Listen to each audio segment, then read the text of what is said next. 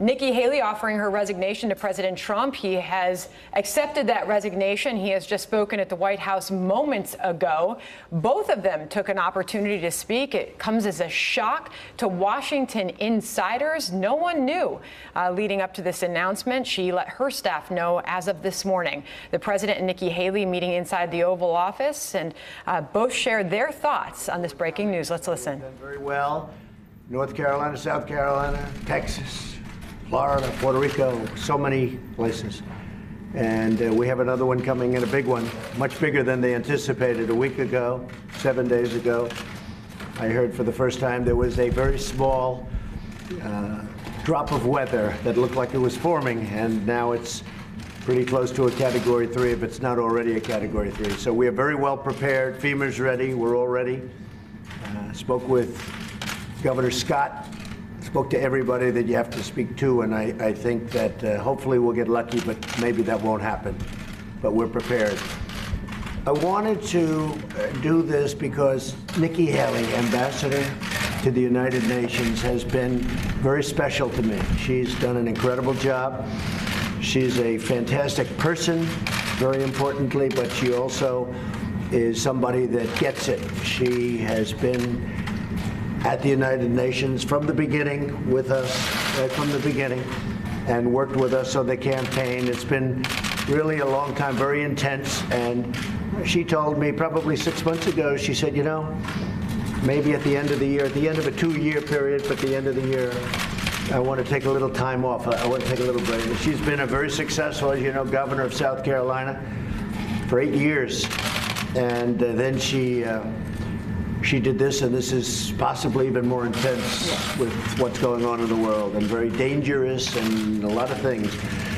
But she's done a fantastic job, and we've done a fantastic job together. We've solved a lot of problems, and we're in the process of solving a lot of problems. At the beginning, North Korea was a massive problem, and now we're moving along. It's moving along really nicely. I can speak for Secretary of State Mike Pompeo. He thinks the world of Nikki, and so we're all happy for you in one way, but we hate to lose. Hopefully you'll be coming back at some point, but you want to just in maybe a different capacity. You can have your pick.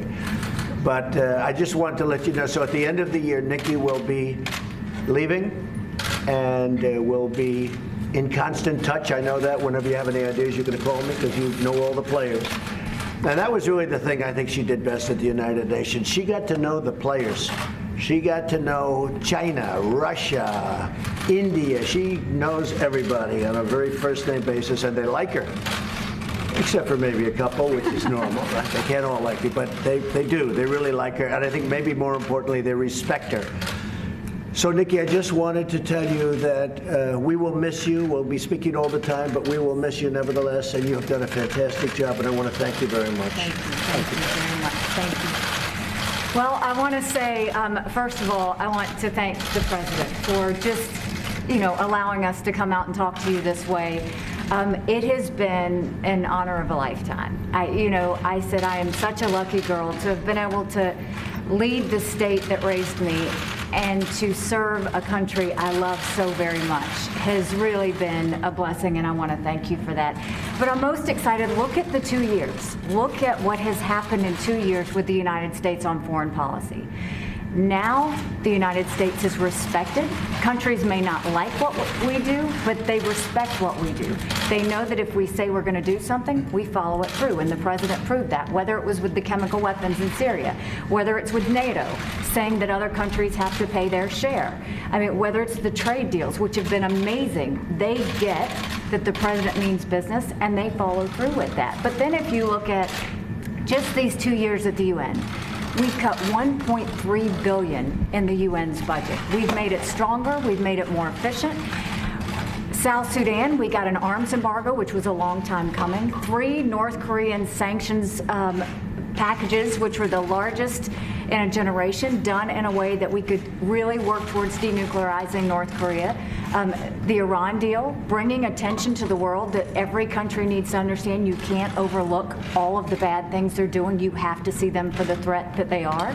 I think you look at the anti-Israel bias and the strength and courage that the president showed in moving the embassy and showing the rest of the world we will put our embassy where we want to put our embassy. You know, all of those things have made a huge difference in the U.S. standing, but I can tell you that the U.S. is strong again, and the U.S. is strong in a way that should make all Americans very proud. And I do want to say that it's not just the president I want to thank. The family in general, the First Lady has been nothing but very, very kind to me. I can't say enough good things about Jared and Ivanka. Jared is such a hidden genius that no one understands. I mean, to redo the NAFTA deal the way he did, what I've done working with him on the Middle East peace plan, it is so unbelievably well done. And Ivanka's been just a great friend, and they do a lot of things behind the scenes that I wish more people knew about, because we're a better country because they're in this administration. I also just have to say, certainly thank you to my family. Michael is a saint, and my two little ones, I adore them.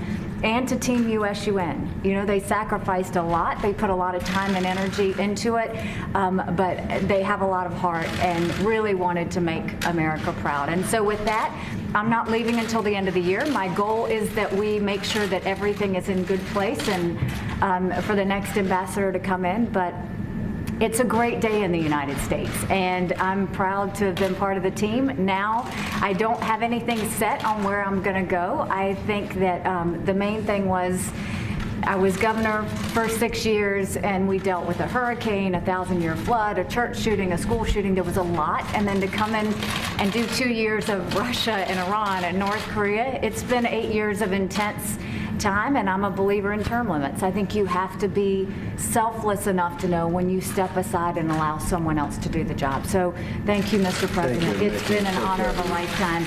And I will say this, for all of you that are going to ask about 2020, no, I'm not running for 2020. I can promise you what I'll be doing is campaigning for this one. So I look forward to supporting the president in the next election. That's so good. Thank you, Nikki. Ambassador Hillary, you listed off a long list of accomplishments. Why would you want to leave that all behind? Is it really a personal decision because you've been away from your family for so long? Or is there something else too?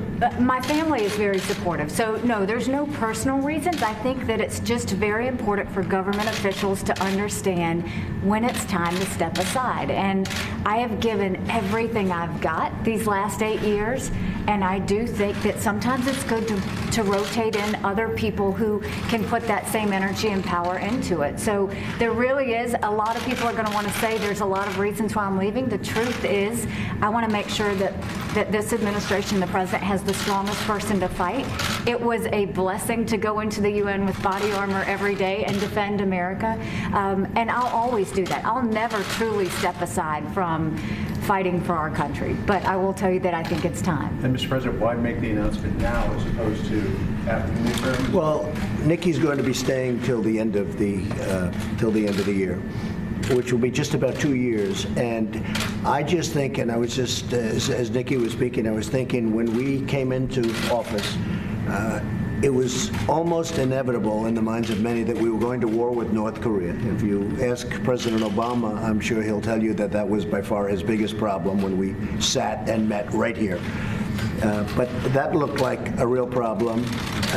Iran looked like a real problem. It was a question of when would they take over the Middle East prior to my coming here, and now Iran is fighting for their lives. They've got riots in all their cities. It's blowing up. Their inflation, their economy is in tatters.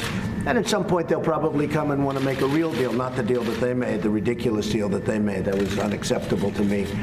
And so we'll see what happens. But what a difference between Iran when we first came, I'd like to say the day before we came, and also if you look at North Korea, I mean, there was a deal that there was something that was, it was a devastating, potentially devastating problem, and now the relationships are very good.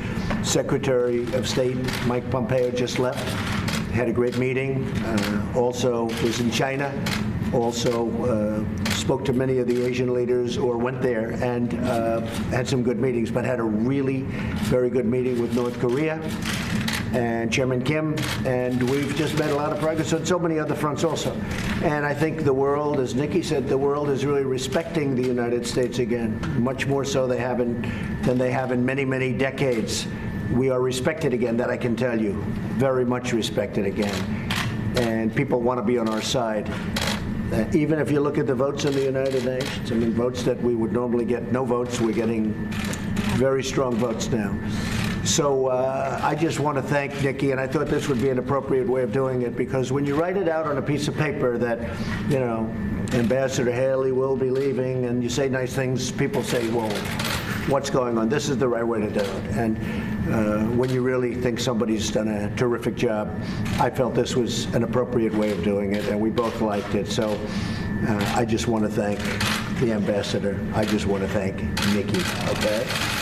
What are you thinking about the successor? Well, we have a number of people that would very much like to do it. It's a great position, and Nikki realizes it. I think she's helped make it a much better position, if you want to know the truth. I think it's become maybe a more glamorous position than it was 2 years ago. Maybe I wonder why, but it is. I mean, she's made it a very glamorous position. She's made it a more importantly, a more important position. So we have, I can almost say, many people that want to do it, and they're very good people. And I'll be talking also to Nikki about that, and to the general about that, and to my staff. But we have many people that are very, very much interested in doing it. You said you just saw Secretary Pompeo. Are you frustrated by the lack of actual announcements that are coming? No, not only am I not frustrated, I think it's incredible what's happening. You're talking about North Korea? It's amazing the way the media, who are you with? With France 24. With who? France 24. France. So it's amazing the way the media says that, you know, for 80 years they couldn't do a thing. And what are we in, 3 months of negotiation? It's ridiculous. As I've said about 1,000 times, you have no rockets flying, you have no missiles flying, you have no nuclear testing, you have nuclear closings, closing up different areas of North Korea. We're getting the remains back. It's already started, of our great heroes. We got our hostages back, and I didn't pay $1.8 billion like the previous administration. I paid nothing. But I have agreed to meet, and I have agreed to spend time. But how long has it been since we left Singapore? It was 3 months or so. And people say, that's the media saying, like, how can we be negative? Let's see, he's done really well. How can we be negative? Oh, are you disappointed with the speed? I think the speed is amazing. You have no nuclear tests, you have no rockets, and we have a very good relationship with Chairman Kim, which is very important. I like him, he likes me, the relationship is good. Mike Pompeo had a very, very good meeting. I mean, I spoke to him at length yesterday, and he'll be coming back. He'll be back tonight. And so, I mean, just the opposite. I think we've made incredible progress.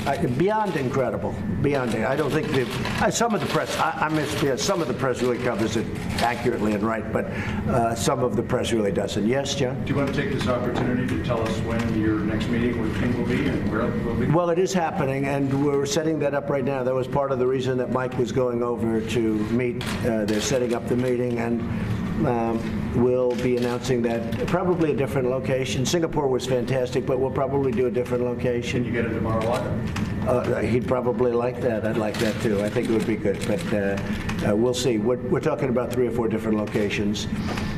Timing won't be too far away. We've made a lot of progress, and this meeting really is to, you know, people don't realize the importance of the first meeting. I mean, we said point number 1, denuclearization. And for some reason, the press doesn't pick that up. But that was actually point number 1. They've agreed to denuclearization. And they continue to agree. And they continue. Now, we haven't removed sanctions, as you know. You know, people said, what have we done? We haven't removed sanctions. We have very big sanctions. I'd love to remove them, but we have to get something for doing it. Any chance the meeting could be on U.S. soil? Well, you know, I don't want to embarrass anybody by asking. I think eventually we're going to have lots of meetings on U.S. soil and on their soil, by the way. It's just, you know, that's a two-way street, on their soil also. I think that the country of North Korea is going to be a very successful country. I think it's going to be incredibly economically successful. And I want to make it that way. I think it's going to be good. Other countries, other people, entrepreneurs, banks, I will tell you, they're calling, wanting to go there and wanting to invest. At some point, when Chairman Kim makes that decision, I think he's going to unleash something that's going to be spectacular, really spectacular. And I think he knows it, and I think that's one of the reasons that we're having very successful conversations. I think he wants to get on with it.